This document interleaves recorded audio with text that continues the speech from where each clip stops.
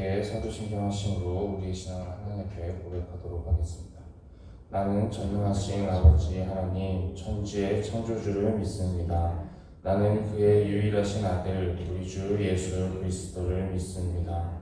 그는 성령으로 잉태되어 동정녀 마리아에게서 나시고 본디오 빌라도에게 고난을 받아 십자가에 못 박혀 죽으시고 장사된 지 사흘 만에 죽은 자 가운데서 다시 살아나셨으며 하늘에 오르시어 전능하신 아버지 하나님 우편에 앉아 계시다가 거기로부터 살아있는 자와 죽은 자를 심판하러 오십니다.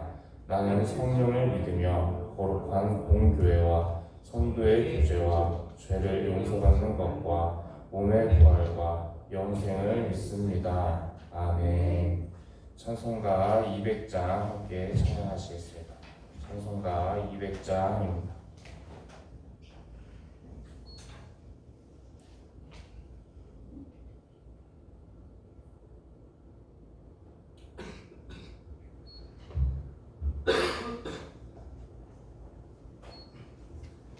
찬송가 200장 함께 찬양하시겠습니다.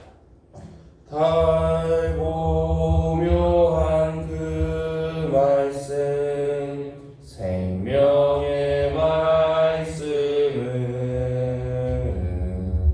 귀한 그 말씀 진실로 생명의 말씀이 나의 길과 믿음 밝히 보여주니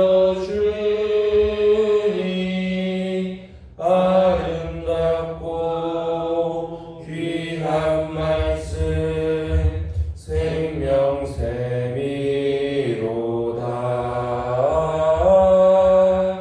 아름답고 귀한 말씀 생명샘이로다. 귀한 주님의 말씀은 내 노래 되도다. 모든 사람을 살리는 생명의 말씀은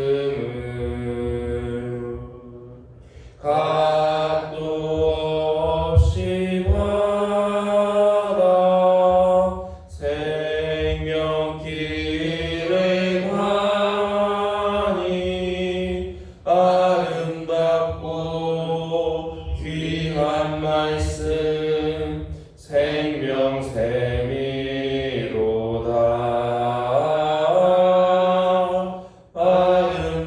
아름답고 귀한 말씀 생명샘이로다. 널리 울리어 퍼지는 생명의 말씀은 마음의 용서와 평안을 골고루 주나니 다만 예수 말씀 듣고 복을 받는 아름답고 귀한 말씀 생명샘이로다.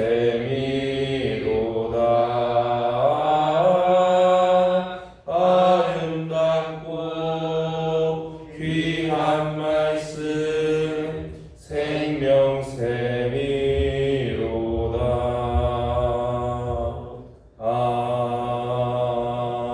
아멘. 시간 함께 나눌 말씀은 누가복음 17장 20절에서 21절까지의 말씀입니다. 누가복음 17장 20절에서 21절까지의 말씀입니다.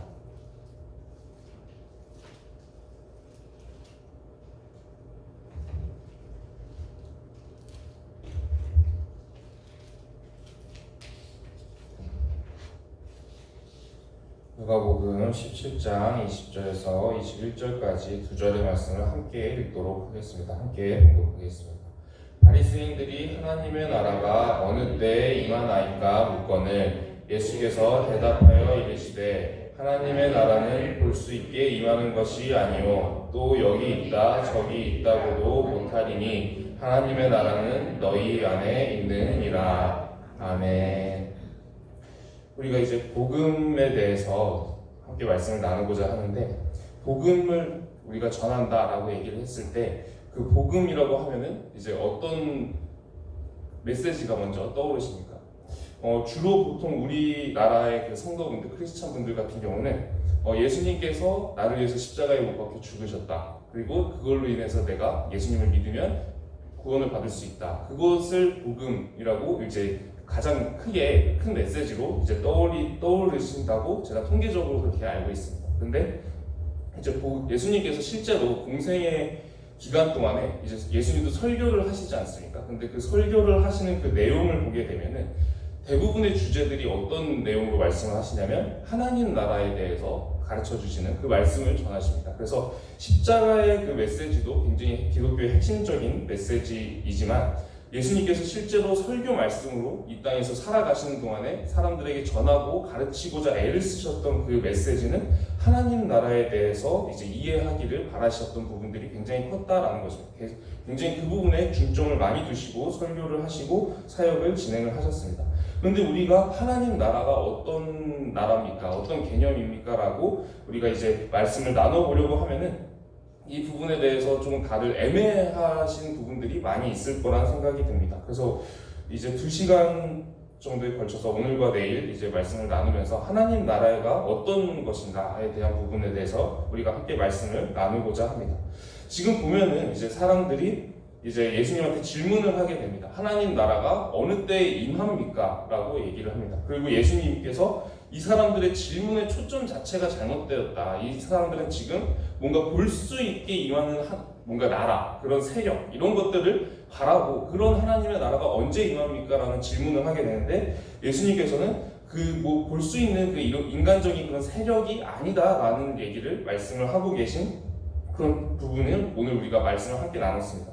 지금 이 바리새인들이 이렇게 질문을 했던 이유가 또 있습니다. 왜 그러냐면 이 사람들은 지금 좀 구약에서 하나님께서 일하셨던 방식에 대한 그런 개념이 있어가지고 지금 이런 질문을 하게 되는데, 구약에서는 하나님께서 조금 이제 하나님 나라를 이루고자 하셨던 그 방식과 또 이제 신약으로 넘어오면서 약간 하나님 나라를 이뤄가시는 그 방식과 방향성이라든가 이런 것들이 좀 미묘하게 차이가 있습니다. 그런데 그 차이가 상당히 큽니다. 굉장히 중요한 차이가 있게 되는데, 구약 때는 이제 어떻게 하나님께서 이제 이 땅에서 하나님 나라를 이루어 가시려고 하시는가, 그 부분을 우리가 생각을 했을 때 하나님 나라에 대해서 우리가 이해를 하려고 할 때 이걸 한번 생각을 해보셨으면 좋겠습니다. 하나님이 이 세상을 처음 창조하시고 사람을 창조하셨을 때 이 세상이 어떤 모습이기를 바라시고 창조를 하셨을까? 사람을 창조하셨을 때 그 사람들이 이제 이 세상 가운데 번성을 하고 그 하나님께서 바라셨던 세상의 모습이 어떤 모습일까?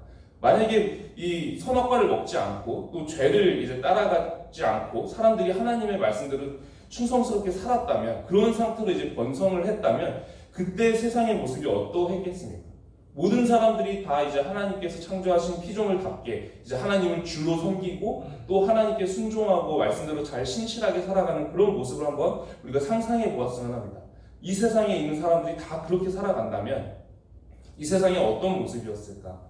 일단 범죄 같은 것이 일어나지도 않겠죠. 일단 우리가 우리 생활에서 현실 속에서 많이 접하는 뭐 뉴스를 통해서 접할 때 뭐 흉악한 범죄 사건들 이런 것들을 접하게 되는데, 그런 소식들을 접할 때 이게 굉장히 너무 이런 일도 세상에 일어나는구나 할 만큼 흉악한 일들이 일어나지를 않을 겁니다. 그리고 사회적인 약자들도 이제 하나님의 말씀에 따라서 상당히 많이 배려를 받고, 이제 그 사람들도 그래도 내가 참 힘도 없고 그렇게 살아가지만 그래도 이 세상은 여전히 사랑이 많은 곳이고 따뜻한 곳이고 사람이란 존재는 굉장히 선한 존재야라고 생각하면서 살아가는 그런 모습이지 않겠습니까? 우리가 만약에 죄로 인해서 망가지지 않았더라면 이 세상의 모습은 지금 우리가 살고 있는 현실보다 훨씬 더 따뜻하고 사랑이 넘치고 선함이 가득하고 악한 것과는 거리가 먼 그런 세상의 모습일 것입니다. 그런데 이 세상의 모습이 바로 하나님께서 기대하셨던 모습이고 바라시는 세상의 모습이라는 겁니다. 그런데 이 죄로 인해서 인간이 망가지고 난 이후에는 줄곧 죄의 길을 쭉 걸어가면서 하나님께서 기대하셨던 그런 세상의 모습들, 사람들의 모습과는 거리가 멀게 이제 하나님의 뜻을 많이 저버리기도 하고 하나님을 모르기도 하고 아예, 그리고 악한 일들도 이 세상에 많이 일어나고 그런 모습으로 살아가게 됩니다. 그런 세상의 모습을 하나님께서 고쳐보려고 이제 사용하셨던 중요한 도구가, 그 통로가 바로 구약에서는 이스라엘이라는 도구를 통해서 그 신앙 공동체를 이 세상 가운데 하나 세우면서 그 이스라엘을 통해서 이 세상을 하나님이 원하셨던 모습으로 이끌고 가려고 하셨던 겁니다. 이스라엘이 만약에 하나님의 뜻대로 신실하게 살았더라면, 그런 신앙 공동체가 되었더라면 그 사람들이 구약 세대 가운데에서 굉장히 이제 그 주변 국가도 그렇고 이제 많은 사람들에게 믿음의 영향력을 미쳤겠죠. 그러면서 이제 하나님의 살아계심을 이스라엘을 통해서 나타나게 되고 하나님의 영광이 나타나게 되고 수많은 사람들이 하나님이 진짜 신이구나, 우상이 신이 아니라 하나님이 진짜 신이구나 라는 걸 깨닫고 수많은 사람들이 다 하나님 앞에 돌아와서 믿음대로 신실하게 살아간다면 하나님께서 처음으로 이제 인간 세상을 창조할 때 기대하셨던 모습, 그 모습이 나오지 않겠습니까? 하나님께서 이 세상을 이스라엘을 통해서 고쳐보려고 하실 때에도 이끌고 가시는 방향이 처음에 하나님이 이 세상을 창조하실 때 기대하셨던 모습, 모든 사람들이 하나님의 말씀대로 신실하게 하나님께서 창조하신 피조물답게 하나님을 주로 고백하면서 하나님이 나의 왕이십니다, 하나님이 나의 주인이십니다 라고 고백하면서 그 말씀대로 신실하게 살아가는 모습으로 고쳐서라도 써보시려고 이스라엘을 통해서 굉장히 애를 쓰셨다라는 것이죠. 그런데 실제로 현실은 어떻게 흘러갔냐면 그 신앙 공동체, 이 세상을 고치기 위한 도구로서 세우신 그 신앙 공동체인 이스라엘마저도 엉망진창이 돼버리지 않습니까? 그러다 보니까 하나님께서 오히려 이스라엘을 고치기 위해서 애를 쓰시는 그런 모습들이 성경 속에서는 굉장히 많이 나타납니다.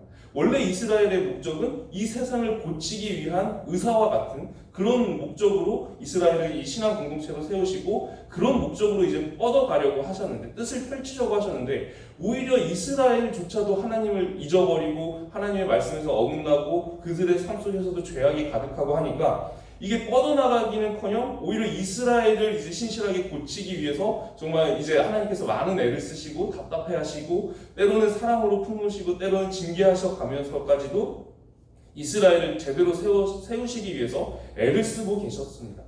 이렇게 보면은 이제 이스라엘이 하나님 나라라고 할 수 있느냐? 그러면 좁은 의미에서는 이스라엘도 하나님 나라라고 할 수가 있습니다. 하나님을 왕으로 섬기는 백성들이 모여있는 그런 공동체, 신앙 공동체.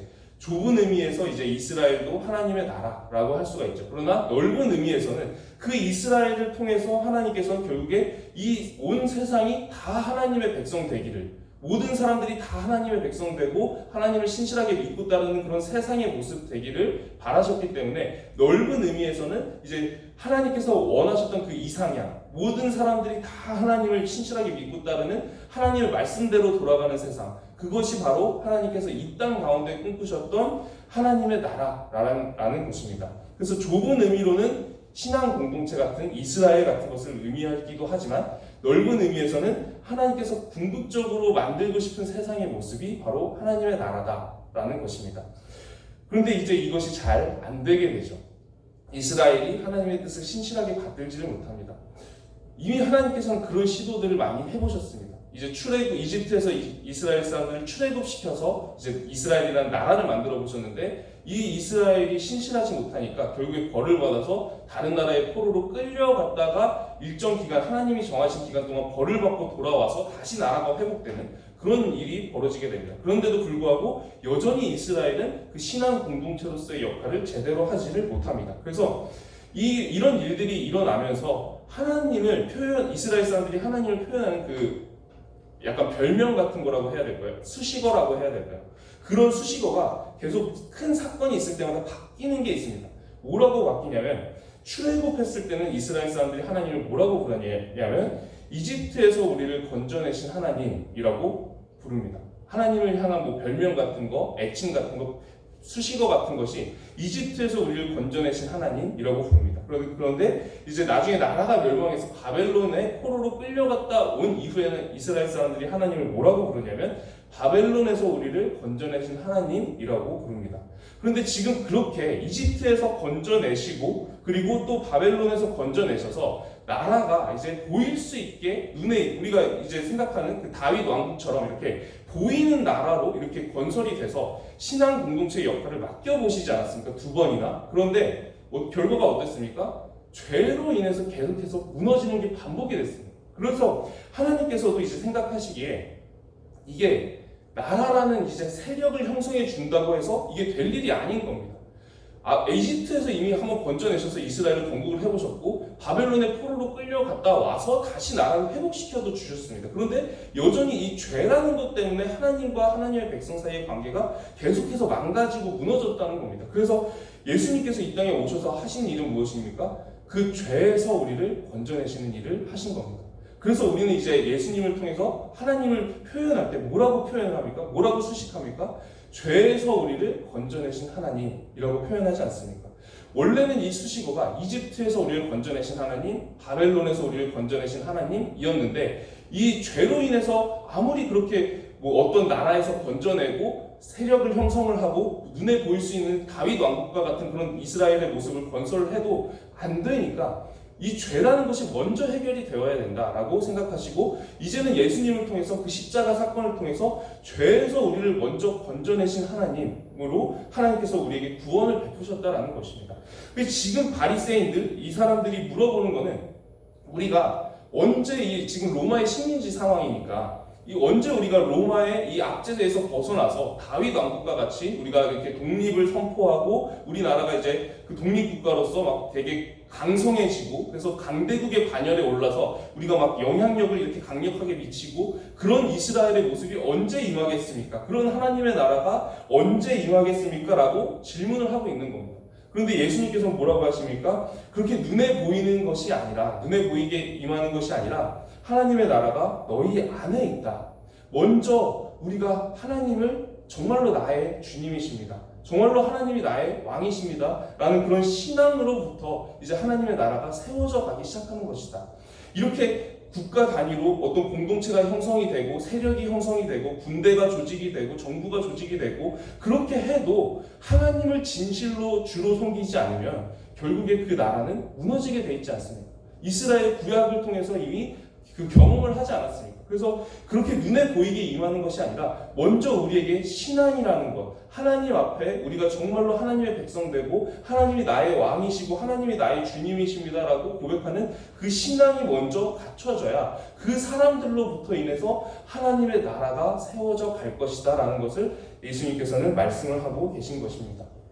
그래서 이제 구약 때 하나님께서 임하셨던 그리고 이 땅에 펼치고자 하셨던 그 하나님 나라의 개념과 이 2번의 실패를 경험한 이후에 하나님께서 하나님의 나라를 펼쳐가고자 하시는 그 방향이 이제 신약으로 넘어오면 좀 바뀌게 되는데 그 부분에 대해서는 우리가 내일 이어서 말씀을 계속해서 나누도록 하겠습니다. 하나님 나라라고 하는 것은 이제 눈에 보이게 임하는 세력 그런 것들을 의미하기보다는 우리가 먼저 정말 진실하게 나의 왕은 하나님이십니다. 나의 주님은 하나님이십니다라고 고백하는 그 신앙, 우리 안에 있는 그 신앙으로부터 하나님의 나라는 세워져 가고 펼쳐져 간다라는 것입니다. 하나님은 여전히 이 땅 가운데서도 주의 백성들이 많아지기를 원하시고 또 이 땅 가운데서도 하고자 하시는 일들이 있습니다. 그 일들에 대해서 이제 우리가 내일 함께 말씀을 나눠가면서 또 더욱더 바라기는 그 하나님의 나라가 우리를 통해서 임할 수 있었으면 좋겠습니다. 구약시대 때 이스라엘을 통해서 하나님께서 일하고자 하셨던 것처럼 지금은 우리를 통해서 교회를 통해서 그리고 하나님을 믿는 사람들을 통해서 그 하나님의 나라가 세워지고 펼쳐져 가기를 확장되어 가기를 하나님께서 원하시는 부분들이 있는데 우리가 바로 이 이스라엘은 그렇게 하지 못했지만 우리는 이제 하나님께서 원하시는 그 축복의 통로 하나님의 나라를 세워가고 확장시켜가는 그 통로가 될 수 있기를 소망하고 기도드립니다. 함께 말씀을 붙잡고 기도드리도록 하겠습니다. 기도하시겠습니다. 하나님 아버지 감사합니다. 오늘도 우리가 말씀으로 하루를 시작하게 하시니 감사드립니다. 하나님 이스라엘은 하나님의 뜻을 잘 받들지 못했던 부분을 우리가 함께 나누었습니다. 그럼에도 불구하고 우리는 이 세상 가운데 신앙 공동체로서 그리고 하나님을 믿는 사람으로서 하나님의 나라가 세워져가고 확장되어가는 그 귀한 일에 우리가 귀하게 쓰임받기를 원합니다. 하나님 나라를 세워가는 일꾼으로서 쓰임을 받기를 원하오니 하나님께서 우리 한 사람 한 사람의 마음을 주관하여 주시옵시고 신앙을 인도하여 주셔서 우리가 정말 하나님이 나의 주님이십니다, 나의 왕이십니다라고 고백하면서 그 신앙으로부터 정말 우리의 모습을 통해서 우리의 말과 행동과 우리의 삶을 통해서 정말 하나님의 나라가 하나씩 하나씩 세워져 가는 그런 모습들 되기를 기도하오니 오늘 하루 우리의 삶을 인도하여 주시옵시고 우리의 걸음을 주관하여 주시옵소서. 살아계신 우리 주 예수 그리스도의 이름으로 기도드립니다. 아멘. 하늘에 계신 우리 아버지, 아버지의 이름을 거룩하게 하시며 아버지의 나라가 오게 하시며 아버지의 뜻이 하늘에서와 같이 땅에서도 이루어지게 하소서. 오늘 우리에게 일용할 양식을 주시고 우리가 우리에게 잘못한 사람을 용서하여 준 것 같이 우리의 죄를 용서하여 주시고 우리를 시험에 빠지지 않게 하시고 악에서 구하소서. 나라와 권능과 영광이 영원히 아버지의 것입니다. 아멘. 오늘은 나라와 민족을 위해서 기도드리도록 하겠습니다. 우리나라 가운데 정말 이제 하나님의 나라가 임할 수 있기를, 우리가 살아가는 이 세상이 정말 죄악된 세상의 모습이 아니라 하나님의 나라가 임하는 그런 사회의 모습이 되기를 함께 기도해 주시고, 우리나라를 통해서 정말 귀하게 복음이 전파되고 하나님을 믿는 주의 백성들이 일어나는 그런 일들이 많아지도록 우리나라가 귀하게 쓰임받을 수 있도록 함께 기도하기를 소망합니다. 그리고 가지고 오신 개인적인 기도 제목들로 함께 기도드리겠습니다. 함께 통성으로 기도하시겠습니다. 하나님 아버지 감사합니다. 우리나라가 정말 우리 나라를 위해서 함께 기도드리고자 합니다. 하나님, 우리나라 가운데 정말 하나님의 나라가 임하기를 원합니다. 정말 사탄의 나라가 임하는 것이 아니고 마귀의 나라가 임하고 죄의 나라가 임하는 것이 아니라 우리 사회 가운데 정말 하나님을 알고 하나님을 고백하고 하나님을 섬기는 그런 세상이, 그런 사회가 되어서 정말 우리 사회 가운데 하나님 나라가 임하고 우리 나라 가운데 정말 하나님께서 역사해 주셔서 정말 우리 나라를 통해 우리 사회를 통해서 복음이 전파되고 또 하나님을 믿는 주의 백성들이 많아지는 그런 귀한 역사가 일어나기를 간구하오니 우리나라를 귀하게 사용하여 주시옵소서. 하나님, 한 세대 전만 해도 정말 하나님께서 우리나라에 정말 귀한 부흥의 역사를 허락하여 주셨고 우리나라를 통해서 많은 선교사가 파송이 되고 정말 많은 일들이 있었습니다. 그럼에도 불구하고 지금은 이제 많은 영적으로 우리가 무너져가는 그런 모습을 경험을 하게 됩니다. 우리 눈으로 보고 있습니다. 하나님, 우리나라에 다시 한번 영적인 부흥의 그 불길을 허락하여 주셔서 정말 우리나라가 다시 한번 하나님 앞에 귀하게 쓰임받고 정말 우리나라를 통해서 부흥의 불길이 일어나고 다른 나라로까지도 영적인 그 선한 영향력이, 믿음의 영향력이 펼쳐져 갈 수 있는 그런 나라 되기를 원하오니 우리가 죄악된 문화를 따라가지 않게 하여 주시옵시고 우리나라에서 살아가는 사람들이 정말 하나님을 정말 귀하게 고백하고 하나님이 나의 왕이십니다 고백하고 살아가는 그런 나라 될 수 있도록 하나님께서 인도하여 주시옵소서. 우리 다음 세대들이 정말 하나님을 알고 하나님을 고백하면서 정말 하나님을 섬기는 것이 얼마나 귀한 것인가, 하나님을 믿고 고백하는 것이 나의 생명과 나의 영생과 관련이 되어 있는 것이구나라는 것을 깨닫고 정말 하나님 앞에 돌아오기를 간구하오니 우리나라가 하나님 섬기는 나라 되게 하여 주시옵시고 하나님 나라를 세워가는 그 일꾼 같은 그런 나라 될 수 있도록 하나님께서 붙잡아 주시옵소서. 하나님, 우리나라를 하나님 손에 의탁합니다. 하나님의 손에 의탁합니다. 하나님께서 함께하여 주시옵시고 붙잡아 주시옵소서.